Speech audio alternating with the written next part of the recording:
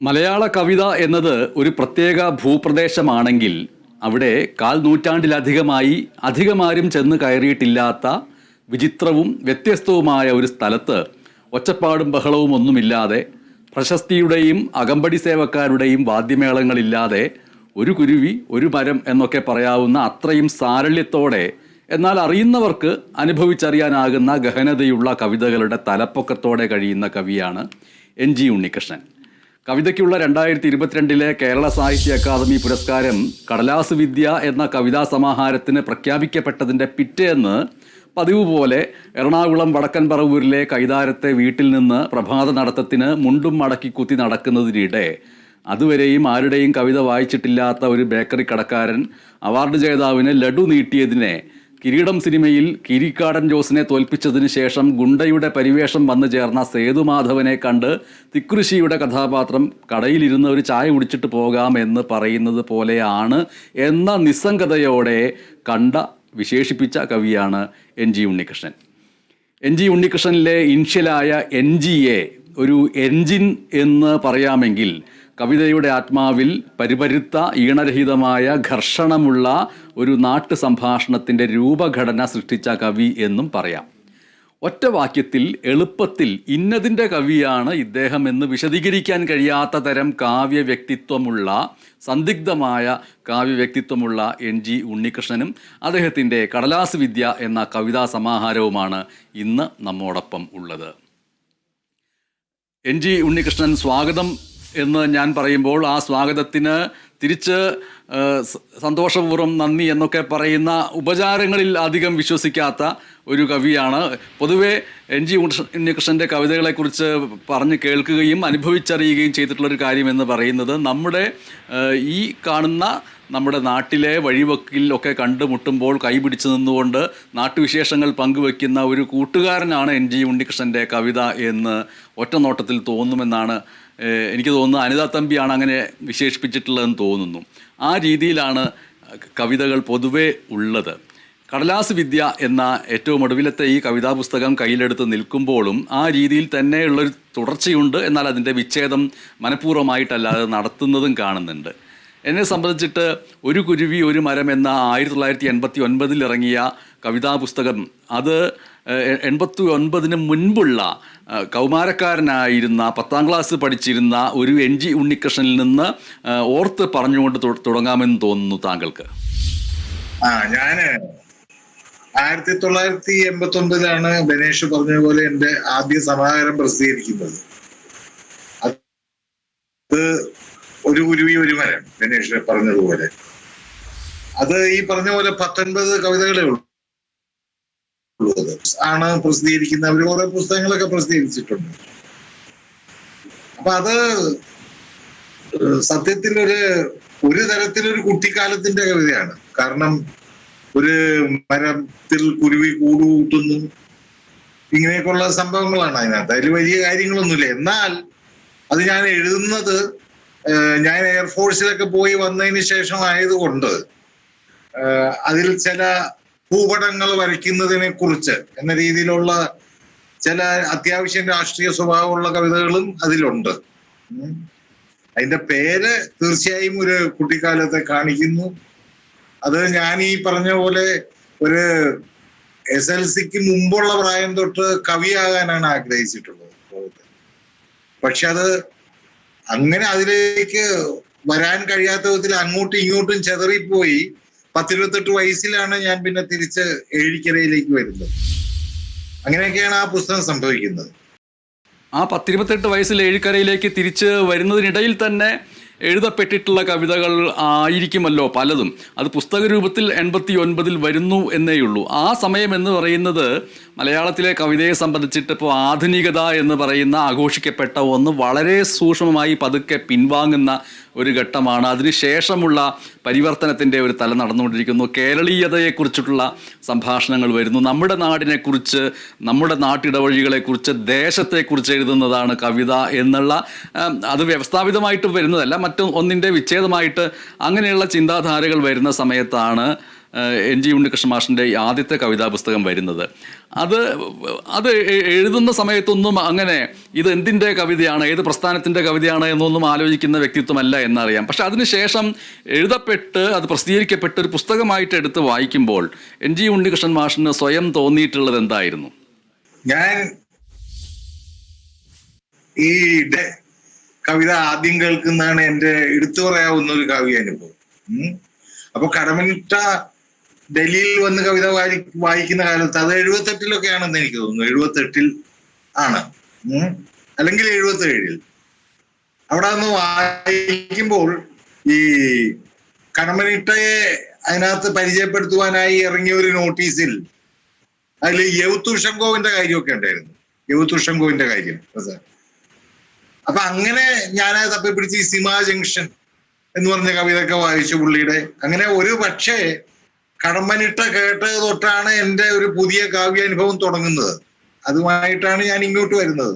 അതിനു മുമ്പ് വായനയൊക്കെ ഉണ്ടായിരുന്നു. അങ്ങനെ ഇവിടെ വന്ന് ഇപ്പൊ എനിക്ക് വേറെ കവികളൊന്നും പരിചയമൊന്നുമില്ല. ഞാൻ പറവൂരിൽ സച്ചിദാനന്ദൻ സാറ് വന്ന ഒരു മീറ്റിംഗ് നടക്കുന്നു. അവിടെ ഞാൻ ബാലചന്ദ്രൻ ചുള്ളിക്കാരനെ കാണുന്നുണ്ട്. ബാലചന്ദ്രൻ ചുള്ളിക്കാട് ചിലപ്പോ വന്ന് 78-80-ലൊക്കെ പുള്ളിക്ക് എത്ര ഒരു പയ്യൻ ബാലചന്ദ്രൻ ചുള്ളിക്കാരനെ കാണുന്നു. അങ്ങനെയാണ് എൻ്റെ ഈ അനുഭവം പോകുന്നത്. അതോടൊപ്പം അമ്മ എന്ന് പറഞ്ഞ നാടകം ആ 80-ലൊക്കെ കാണുന്നു. മധുമാസ്റ്ററൊക്കെ അഭിനയിച്ച, രാമേന്ദ്രൻ മൊകേരിയൊക്കെ അഭിനയിച്ച.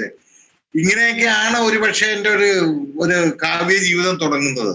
മലയാളം സെക്കൻഡ് ലാംഗ്വേജ് ആയതുകൊണ്ട് പ്രീഡിയിലേക്ക് ചണ്ടാല ഭിക്ഷുവി പഠിച്ചിരുന്നു തേവര കോളേജില്. അപ്പൊ അങ്ങനെയുള്ള വായനകളൊക്കെ ഉണ്ട്. അപ്പോ ഇങ്ങനെയൊക്കെ ആയിരിക്കണം ഞാൻ കവിതയിലേക്ക് വന്നത് എന്ന് എനിക്ക് തോന്നുന്നു. അന്ന് എഴുതിയിട്ടുള്ള ആ കവിതകളിൽ ഞാൻ നേരത്തെ സൂചിപ്പിച്ചതിൻ്റെ ഒരു വ്യക്തതയിലേക്ക് കൂടി വരാൻ വേണ്ടി ചോദിക്കുകയാണ്. ഇപ്പം നമ്മൾ ഈ കവിതകൾ എല്ലാം ഉടനീളം അതിനൊരു പൊതു സ്വഭാവമായിട്ട് വരുന്നത് നേരത്തെ ഞാൻ സൂചിപ്പിച്ചതുപോലെ ഏറ്റവും അടുപ്പമുള്ള ഒരാളെ കുറച്ച് നാൾ കൂടി കണ്ടതിന് ശേഷം പെട്ടെന്ന് കാണുമ്പോൾ ചേർത്ത് പിടിച്ച് നിർത്തി കയ്യിൽ പിടിച്ചുകൊണ്ട് മുഴുവൻ കാര്യങ്ങളും സംസാരിക്കാൻ ശ്രമിക്കുക. പക്ഷേ അത് ഏറ്റവും കുഞ്ഞു വാക്കുകളിലാവുക, അതിൽ നിന്ന് മറ്റൊരു കാര്യത്തിലേക്ക് പോവുക എന്ന് പറയുന്ന ഒരു കാവ്യരചനാ പദ്ധതി സ്വയം അറിയാതെ എന്നിൽ വന്നു ചേർന്നിരിക്കുന്നു എന്ന് തിരിച്ചറിഞ്ഞിട്ടൊക്കെ ഉണ്ടോ, അതോ മറ്റുള്ളവർ പറയുമ്പോഴാണോ അങ്ങനെ മനസ്സിലാക്കുന്നത്? അല്ല, അത് തിരിച്ചറിഞ്ഞിട്ടുണ്ട്. അതായത് ഞാൻ ഈ വാസ്തവത്തിൽ വീട്ടിൽ നിന്ന് ഈ ഡൽഹിയിലേക്ക് പോകുന്നത് എൻ്റെ ഒരു 17-ാം വയസ്സിൽ പോകുന്നത് ഒരുതരം ഒളിച്ചോട്ടമായിരുന്നു എന്ന് പറഞ്ഞാല് അച്ഛന്റെ ഒരു അധികാരത്തിനെ വെല്ലുവിളിച്ചുകൊണ്ടാണ് ഞാൻ പോയത്. അപ്പൊ അന്നേ ഈ അധികാര സ്വഭാവം ആരിൽ കണ്ടാലും എന്തിൽ കണ്ടാലും അതിനെ വെട്ടിച്ചു പോകാനുള്ള ഒരു വാസന എന്നിലുണ്ടായിരുന്നു. ഞാനിപ്പോ അങ്ങനെ ഞാൻ പുള്ളിയെ വെട്ടിച്ച് തന്നെയാണ് ഞാൻ പോയിട്ടുള്ളത്. അപ്പോ അതിനകത്ത് തന്നെ ഈ ഒരു മരത്തിലെ അപ്പനും പട്ടിയും എന്ന് പറഞ്ഞിട്ടൊരു കവിത ഉണ്ട്. ഒരുപക്ഷെ അന്ന് ബനേഷ് വായിച്ചു കാണും. അതെല്ലാം അപ്പൊ എൻ്റെ ആ കവിതകളിൽ ആ കാലം തൊട്ടേ, അതായത് ഒരു 10-17 വയസ്സ് തൊട്ടേ ഈ എനിക്ക് എന്നെ അടിച്ചമർത്തുന്നു എന്ന് തോന്നിയ ഏതൊരു തരം അധികാരത്തിനെയും വെല്ലുവിളിച്ച് അല്ലെങ്കിൽ പറ്റിച്ച് അതിൽ നിന്ന് രക്ഷപ്പെട്ടു പോകുന്ന ഒരു സ്വഭാവമായിരുന്നു എനിക്ക്. അപ്പൊ ഞാൻ കവിത എഴുതുമ്പോൾ അത്തരം കാര്യങ്ങൾ അതിൽ വന്നിട്ടുണ്ട്. ഒരു മരത്തിലെ കവിതയിലും അതെല്ലാം വന്നിട്ടുണ്ട്. അങ്ങനെ അതിനു വേണ്ടിയിട്ടാണ് അധികാരത്തെ പറ്റിച്ച് പോകാൻ വേണ്ടിയിട്ടാണ് ഞാൻ എഴുതുന്നത് എന്നൊരു ബോധം എനിക്കുണ്ടായിരുന്നു. അപ്പനും പട്ടിയും എന്ന ആ കവിത ഒന്ന് വായിക്കാമോ? എൻ്റെ ഓർമ്മയിൽ ആ കവിത എന്ന് പറയുന്നത് അപ്പൻ നമ്മളെ കാണുന്ന സമയത്ത് അപ്പൻ്റെ മുഖത്തെ മാംസപേശികളൊക്കെ വലിയുന്നതിനെ റബ്ബർ പന്തുമായിട്ടൊക്കെ താരതമ്യം ചെയ്തിട്ട് എഴുതിയിട്ടുള്ളതായിട്ടാണ് എൻ്റെ ഓർമ്മ എന്ന് പറയുന്നത്. ആ കവിത ഒന്ന് വായിക്കാമോ? അത് ഒരു മരത്തിൽ നിന്നുള്ളതാണ്. ഇതാണ് ഒരു മരത്തിന്റെ ഒരു ഫോട്ടോസ്റ്റാറ്റ് കേട്ടോ. അപ്പോ ഒരു ഫോട്ടോസ്റ്റാറ്റ് കോപ്പിയാണ്. എൻ്റെ ഒരു വേറെ കോപ്പിയൊന്നുമില്ല. ഞാൻ അപ്പനും പട്ടിയും വായിക്കാം. എന്നെ കണ്ടാൽ കറുകറ കവിള് കൂർപ്പിക്കുന്ന അപ്പൻ റബ്ബർ പന്ത് ഞെങ്ങും പോലെ മുഖം മാറ്റി ചിരി വരുത്തി ഒരു പട്ടിയെ സ്നേഹിച്ചിരുന്നു. ഉരുള കൊടുത്തും തൊഴിച്ചും അത് വാലാട്ടിയിരുന്നു. എന്നെ വേണ്ടാതെ അപ്പൻ എന്താണ് പട്ടിയെ സ്നേഹിച്ചത്? എനിക്ക് മനസ്സിലാകുന്നു. ഉരുള കൊടുത്ത് അപ്പൻ ഉദാരനാകാം, തൊഴിച്ച് അധികാരപ്രമത്തനാകാം, പട്ടി വാലാട്ടും. മനുഷ്യക്കുട്ടികളെ വളർത്തുക ഏറെ പ്രയാസം. 10 തച്ചിന്റെ വെള്ള സിമന്റ് ചുമരിൽ കരിക്കട്ട കൊണ്ട് ഒരു ചിത്രം വരച്ചെന്നിരിക്കും അവൻ. 10 തച്ചിന്റെ വെള്ള സിമന്റ് ചുമരിൽ കരിക്കട്ട കൊണ്ട് ഒരു ചിത്രം വരച്ചെന്നിരിക്കും അവൻ. ഇത്രേ ഉള്ളൂ കവിത. അപ്പനും പട്ടിയും എന്ന ഈ കവിത എഴുതുന്ന വേളയിൽ സ്വാഭാവികമായിട്ടും ആ സമയത്ത് ഇപ്പോൾ ബാലേന്ദ്രൻ ചുള്ളിക്കാടിനെ കുറിച്ച് പറഞ്ഞല്ലോ, ബാലേന്ദ്രൻ ചുള്ളിക്കാട് അടക്കമുള്ള ചില കവികളെങ്കിലും അധികാര സ്വരൂപത്തോടുള്ള ഒരു എതിർപ്പ് എന്നുള്ള നിലയ്ക്ക് സ്വന്തം വീട്ടിൽ നിന്ന് ഇറങ്ങിപ്പോകുന്നതിൻ്റെ ഒരു പശ്ചാത്തലമുണ്ട്. ഡി വിനയേന്ദ്രൻ്റെ യാത്രപ്പാട്ട് ആ സമയത്ത് പ്രബലമായിട്ട് ഉണ്ട്. അതിൽ നിന്നൊക്കെ അതൊക്കെ വളരെ ഉച്ചത്തിലുള്ള മൊഴികളായിട്ടും ആഹ്വാനങ്ങളായിട്ടും ഒക്കെ കാവ്യഗുണം നിലനിർത്തിക്കൊണ്ട് തന്നെ നിൽക്കെ അപ്പനും പട്ടിയും എന്ന കവിത അതിൻ്റെ നേരെ വിപരീതമായൊരു സ്ഥായിയിലാണ് വരുന്നത്. ആ വിപരീത സ്ഥായി എന്ന് പറയുന്നത് അത് ആഘോഷിക്കപ്പെടുന്ന ഒരു ഒന്നായിട്ട് മാറില്ല എന്ന് തിരിച്ചറിഞ്ഞുകൊണ്ട് തന്നെയാണോ അങ്ങനെ എഴുതിയിട്ടുള്ളത്? അതെ, അതായത് ഈ പുസ്തകം ഇത് ഇറങ്ങിയതിന് ശേഷം ആദ്യം നമ്മുടെ KV രാമകൃഷ്ണൻ സാറിന്റെ ഒരു നിരൂപണമാണ് മാതൃഭൂമി വാരാന്ത പതിപ്പിൽ ഈ പുസ്തകത്തിനെ കുറിച്ച് വന്നത്. അത് അദ്ദേഹം എഴുതി ഇത് ഒരു ബുദ്ധിജീവി കവിതയാണ് എന്നൊക്കെ പറഞ്ഞിട്ട് ഈ പുസ്തകത്തിനെ അത്രയധികം പ്രോത്സാഹിപ്പിക്കാത്ത ഒരു നിരൂപണമായിരുന്നു അത്. PP രാമേന്ദ്രൻ ഒരു നല്ല ഖണ്ഡിക അതിനെ കുറിച്ച് എഴുതിയിട്ടുണ്ടെന്ന് ഞാൻ കേട്ടിട്ടുണ്ട്, ഞാൻ വായിച്ചിട്ടില്ല. അത് ഒരു ഡോക്ടർ N മൂസാക്കുട്ടിയും അതേക്കുറിച്ച് ഒരു നല്ല നിരൂപണം എഴുതി. അത് അപ്പോ എന്നിട്ട് ഈ പുസ്തകം ഏതാണ്ടൊരു 10 കൊല്ലത്തേക്ക് മുങ്ങിപ്പോയി. അത് എന്തായിരുന്നു, എന്താണ് അതിന്റെ സ്ഥാനം എന്നൊന്നും എനിക്കറിയില്ലായിരുന്നു. ഒരു 10 കൊല്ലം കഴിഞ്ഞാണ് പിന്നെ ആ പുസ്തകത്തിനെ പറ്റി കവിതയ്ക്കൊരു ഇടം എന്നൊക്കെ പറഞ്ഞ് Anwar Ali, Anitha Thampi, PP Ramendran, TP Rajeevan, P Raman ഇവരെല്ലാം കൂടെ ഇറക്കിയ ഒരു ജേർണലുണ്ട്. അതിലൊക്കെ ആ പുസ്തകത്തിനെ പറ്റി അവർ പറഞ്ഞിട്ടുണ്ട്. അപ്പോഴാണ് വീണ്ടും ആ പുസ്തകം ഒരു വെളിച്ചത്തിലേക്ക് വരുന്നത്. അപ്പൊ വസ്തുവല്ല ഈ പുസ്തകം മുങ്ങിക്കിടക്കുമായിരുന്നു. ബുദ്ധിജീവി കവിത എന്ന് പറഞ്ഞു. അപ്പൊ എന്നോട് പല ആൾക്കാരും പറഞ്ഞു, അത് എന്താ കവിത എഴുതാൻ ബുദ്ധി വേണ്ടേ എന്ന്. ഞാനും അതിനെപ്പറ്റി ദുഃഖിച്ചില്ല. കവിത എഴുതാൻ ബുദ്ധി വേണം എന്ന് തന്നെയാണ് ഞാൻ വിചാരിച്ചത്. അങ്ങനെയാണ് ആ പുസ്തകത്തിന് സംഭവിച്ചത്. അത് കടലാസ് വിദ്യ എന്ന കവിതാ സമാഹാരത്തിലെ ഈ നിമിഷം വായനക്കാരുമായിട്ട് പങ്കുവെക്കാവുന്ന ഒരു കവിത വായിക്കാൻ കഴിയുമോ? വായിക്കാം. ഞാൻ 4 മണി ചായ എന്ന് പറഞ്ഞൊരു കവിതയാണ് വായിക്കുന്നത്. 4 മണി ചായ. ഒരു ഗ്ലാസ് വെള്ളത്തിന് അരക്കരണ്ടി തേയില, അത്ര കടുപ്പം മതി അമ്മയ്ക്ക്. തിളപ്പിച്ചരിച്ച് ഇത്തിരി പഞ്ചസാരയും ചേർത്ത് അമ്മയ്ക്ക് കൊടുക്കണം. മണി 4 വെള്ളം തിളയ്ക്കുമ്പോൾ ഉള്ളം തണുക്കുന്നു. കുടിച്ച പാലിനും കോരിയ മലത്തിനും കുളിപ്പിച്ച കുളികൾക്കും പകരമാകില്ലെങ്കിലും അമ്മയ്ക്ക് വേണ്ടി ഒരു ചായ കൂട്ടാനായല്ലോ. നിറവോടെ വാതിൽക്കൽ ചെന്നപ്പോൾ ഒരനക്കവുമില്ല. മരിച്ചുവോ? നല്ല മകനാകാൻ കഴിയാത്ത നീറ്റലും കാണിക്കാതെ പോയ സ്നേഹവും ചേർത്തിയ ചായ കുടിക്കാതെ അമ്മ മരിച്ചുവോ? ഒരു ഞൊടി ഞാൻ ആ മരണം കൊതിച്ചുവോ? എന്റെ ജീവനിൽ ഉറ്റുനോക്കി അങ്ങനെ നിൽക്കെ തോളിൻ ചിറകുകൾ ചെറുതായി അനങ്ങുന്നു. ഊതി പിന്നെ ചായ മൊത്തുമ്പോൾ ആ തോളത്ത് തൊട്ടു ഞാൻ. 1000 പൂർണ്ണചന്ദ്രനെ ദർശിച്ച ചിരി. വെറുതെ 4-5 ചുവട് വച്ചു ഞാൻ. ഇത്രയുള്ളൂ ആ കവിത. ഈ അമ്മ അടുത്തിടെ മറ്റു ചില കവിതകളിലും വരുന്നതായിട്ട് കാണുന്നുണ്ട്. ഒന്നിപ്പോൾ അടച്ചിരിപ്പ് കാലത്തെ അമ്മ, അങ്ങനെയാണോ ശീർഷകമെന്ന് എനിക്ക് ഓർമ്മയില്ല. അതിൽ ഒരു സുഹൃത്തിൻ്റെ വീട്ടിലേക്ക് അടച്ചിരിപ്പ് കാലത്ത് ചെല്ലുന്നു. അവിടെ ഒരു പ്രത്യേക ജാലകത്തിൻ്റെ അപ്പുറത്ത് ഒരു സോറിയാസിസിൻ്റെ ചിതമ്പലുകൾ എന്ന പോലെയോ മറ്റോ തോന്നിപ്പിക്കുന്ന ഒരു സ്ത്രീരൂപം കണ്ടു എന്നും അത് കൈമാടി വിളിക്കുന്നതായിട്ട് തോന്നിയെന്നും അത് അമ്മയാണോ എന്ന് ആ കൂട്ടുകാരോട് ചോദിച്ചപ്പോൾ അമ്മയാണ് എന്ന് മെല്ലെ മൊഴിഞ്ഞുവെന്നും പിന്നീട് ആ അമ്മയോട് ഒരക്ഷരം മിണ്ടാൻ വേണ്ടി കൊതിച്ചു എന്നും ഒക്കെ പറയുന്ന രീതിയിലുള്ളൊരു കവിത. അത് ഈ ഗബ്രിയേല ഗാർസിയ മാർക്കേസിൻ്റെ ഒരു വാക്യമുണ്ടല്ലോ, അതായത് ഈ ഭൂമിയിൽ എല്ലാ എഴുത്തുകാർക്കും കൂടി എഴുതാൻ വളരെ കുറച്ച് കാര്യങ്ങളേ ഉള്ളൂ ഈ ഭൂമിയിലെ ജീവിതത്തിൽ. നാം അതിനെ എങ്ങനെ ആവിഷ്കരിക്കുന്നു, ഏത് രീതിയിൽ, ഏത് സാഹിത്യരൂപം കൊണ്ട് ആവിഷ്കരിക്കുന്നു എന്നതിനെ അനുസരിച്ചിരിക്കുന്നു എന്നുള്ളതാണ്. ഇവിടെയും NG ഉണ്ണികൃഷ്ണൻ്റെ സമാഹാരങ്ങളിൽ ഉടനീളം കാണാൻ കഴിയുന്നത് ചില പക്ഷികളുണ്ട്, നായ്ക്കളുണ്ട്, പൂച്ചകളുണ്ട്, അമ്മ എന്നൊക്കെ പറയുന്ന കഥാപാത്രങ്ങൾ, നാട്ടുകഥാപാത്രങ്ങൾ. ഇതിൽ നിന്നാണ് വിചിത്രമായിട്ടുള്ളൊരു ലോകങ്ങളിലേക്കൊക്കെ പോകുന്നത്. അത് സ്വയം നിരീക്ഷിച്ചിട്ടുണ്ടോ അങ്ങനെ? അത് ഇപ്പൊ ബനേഷ് സൂചിപ്പിച്ചത് കഴിഞ്ഞ കൊല്ലം എഴുതിയ കവിതയാണ്. അത് ആ സമകാലിക മലയാളം അല്ലേ, ആ വരിയിലാണ് അത് വന്നത്. അത് അടച്ചുപൂട്ട് വീട്ടിൽ കഴിയും കുട്ടി എന്നാണ് ആ കവിതയുടെ പേര്. നമ്മള് ഇങ്ങനെയുള്ള പല വീടുകളിലും ഇങ്ങനെ ഈ ഒറ്റപ്പെട്ട സ്ത്രീകളെ കാണാം. അല്ലെ ആ നില, അതായത് ആണ് പെണ്ണ് എന്നുള്ള ഭേദമറ്റുപോയ അവരിങ്ങനെ വന്ന് ആ ജനലിന്റെ പുറകിലൊക്കെ വന്ന് നിന്ന് ഇങ്ങനെ റോഡിലേക്കൊക്കെ നോക്കിക്കൊണ്ടിരിക്കും. വേറെ ആരുമായിട്ടും അവർക്ക് ബന്ധപ്പെടാൻ കഴിയുന്നില്ല. ഇപ്പൊ നമ്മൾ ആ വീട്ടിൽ, അങ്ങനെയുള്ളൊരു വീട്ടിൽ ചെന്നാൽ തന്നെയും ആ വീട്ടുകാരൻ അവരെ നമ്മളെ പരിചയപ്പെടുത്തുകയൊന്നുമില്ല. അവർ ആ ജനലിന്റെ പുറകിൽ എവിടെയോ വന്ന് ഇങ്ങനെ നിൽക്കും. ഇങ്ങനെയുള്ള ഒരുപാട് കഥാപാത്രങ്ങൾ നമ്മുടെ മലയാളി വീടുകളിലുണ്ട്.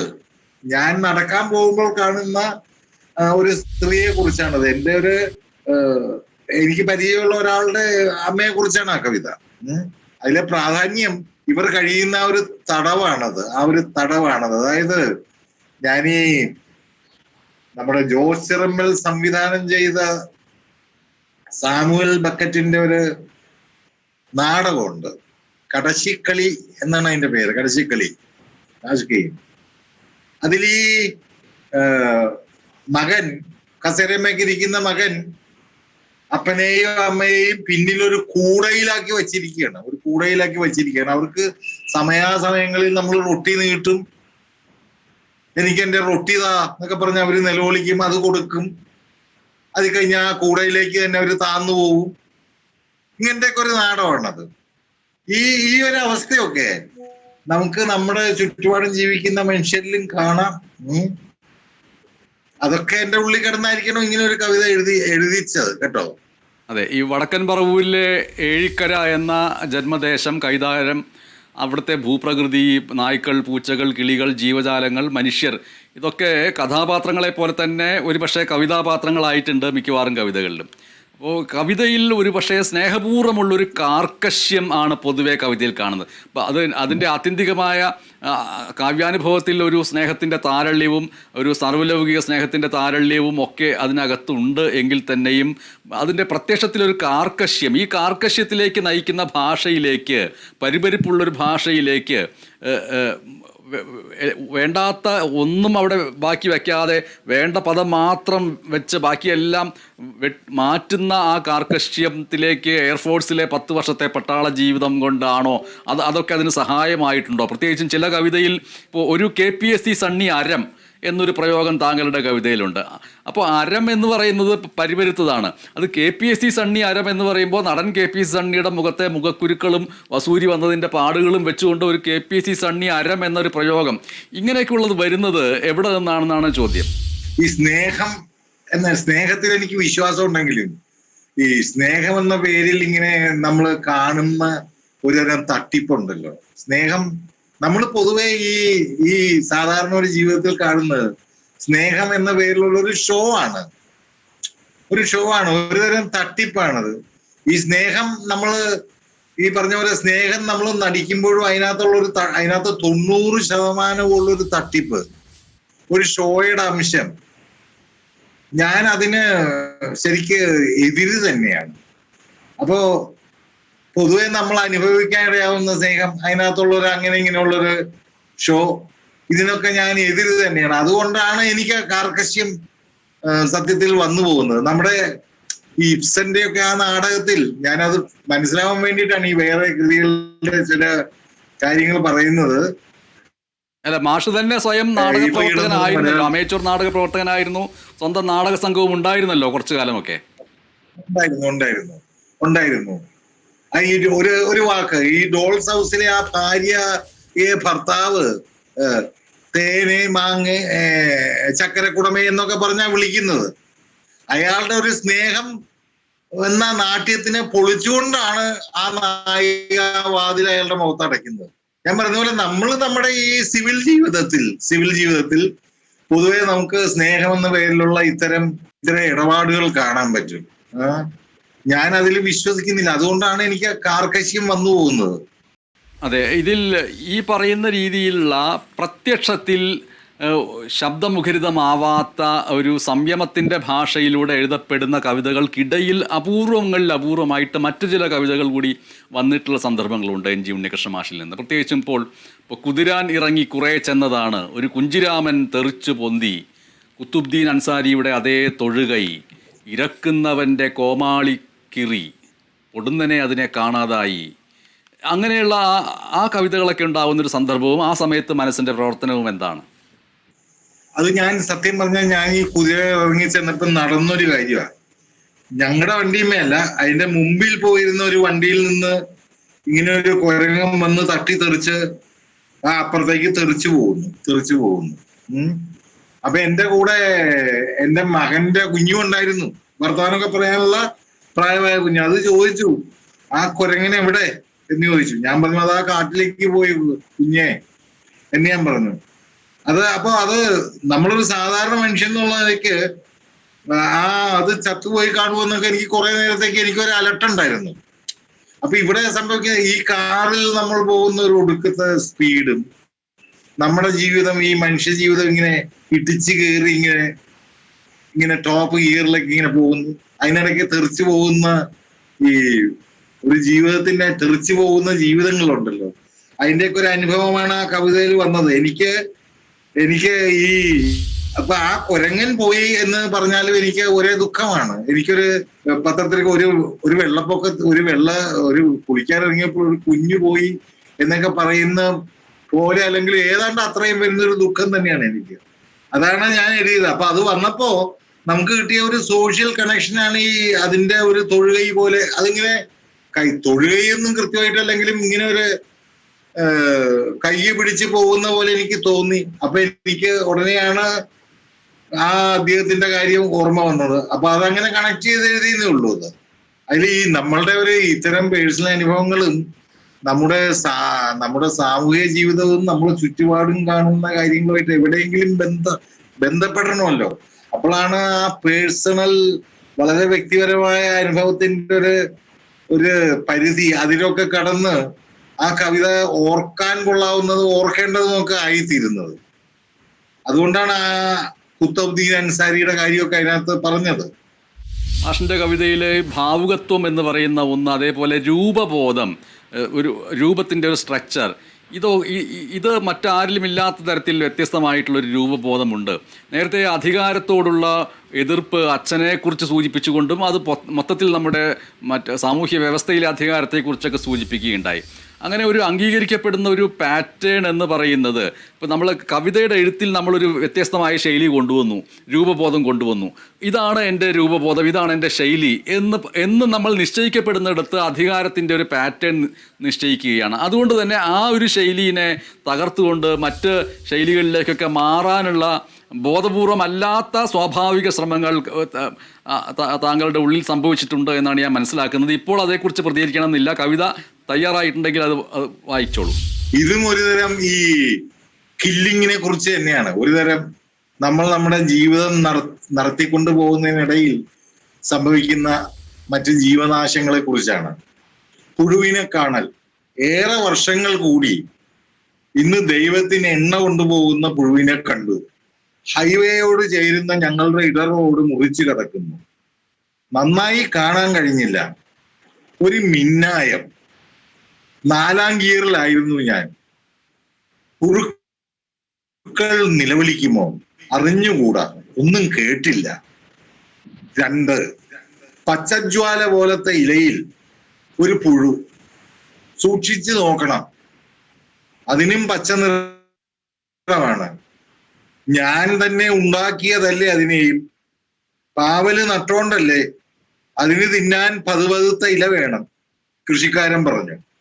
അയാൾക്ക് ദൈവത്തിന്റെ ഛായ തോന്നി. പിന്നെ അയാൾ നമ്മുടെ മാർക്കറ്റിലൊക്കെ കിട്ടുന്ന ഒരു പീച്ചാങ്കുഴൽ എടുത്തു, സോപ്പും വേപ്പെണ്ണയും കലക്കി നിറച്ചു. ചാണകത്തിന്റെ നിറമുള്ള അയാളുടെ മുഖത്ത് പാല് പോലത്തെ ചിരി. NG ഉണ്ണികൃഷ്ണൻ മാഷിൻ്റെ ഈ കവിതകൾ അടക്കമുള്ളവ പല ഘട്ടങ്ങളിലും അധികം വായിക്കപ്പെടാതെ, അധികം ആരാലും ശ്രദ്ധിക്കപ്പെടാതെ ഒരു പ്രത്യേക ലോകത്ത് ഇരിക്കുകയും പിന്നീട് കവിതയുടെ ഭാവുകത്വത്തിലും കവിതയുടെ രസാനുഭൂതിയിലും കവിതയുടെ മൊത്തത്തിലുള്ള അനുഭവത്തിലും അങ്ങേയറ്റം താല്പര്യമുള്ളവർ ഇതാണ് അനുഭവിക്കേണ്ട കവിത എന്ന് തിരിച്ചറിഞ്ഞ് അതിലേക്ക് വന്നിട്ടുള്ളതിൻ്റെ സമകാലീന ചരിത്രമാണ് NG ഉണ്ണികൃഷ്ണൻ മാഷിനെ സംബന്ധിച്ചിട്ടുള്ളത്. ഒരുപക്ഷെ അൻവർ അലിയെ പോലെയുള്ളവർ കവികളുടെ കവി എന്നുള്ള വിശേഷിപ്പിച്ച ആ വിശേഷണത്തെ താങ്കൾ ഒരു നിർമ്മമമായ ചിരിയോടുകൂടി അതിനെ കൊള്ളുകയോ തള്ളുകയോ ചെയ്യാതെ അവിടെ തന്നെ നിലകൊണ്ട ഒരു സാഹചര്യവും ഞാൻ മനസ്സിലാക്കുന്നുണ്ട്. അങ്ങനെ പല തലത്തിലും NG ഉണ്ണികൃഷ്ണൻ എന്ന് പറയുന്ന കവി നേരത്തെ സൂചിപ്പിച്ചതുപോലെ മലയാള കവിത ഒരു ഭൂപ്രകൃതിയാണെങ്കിൽ അതിലേക്ക് അധികമാരും ചെന്ന് എത്തപ്പെട്ടിട്ടില്ലാത്ത ഒരിടത്ത് നിൽക്കുന്ന കവി എന്നുള്ള നിലയ്ക്കാണ് അതിനെ ഒരു മാപ്പിംഗ് നടത്തുകയാണെങ്കിൽ നമുക്ക് ചെയ്യാൻ കഴിയുക. ആ മാപ്പിങ്ങിനോട് ഒരുപക്ഷെ NG ഉണ്ണികൃഷ്ണൻ മാഷ് യോജിക്കുകയോ വിയോജിക്കുകയോ ചെയ്യാം. എന്തായാലും ഈ നിമിഷം കടലാസ് വിദ്യ എന്ന കവിതാ പുസ്തകവുമായി നമ്മോടൊപ്പം സംഭാഷണം നടത്തിയ ശ്രീ NG ഉണ്ണികൃഷ്ണന് വളരെയധികം നന്ദി പറയട്ടെ. നന്ദി മനേഷ്, നന്ദി, വളരെ സന്തോഷം.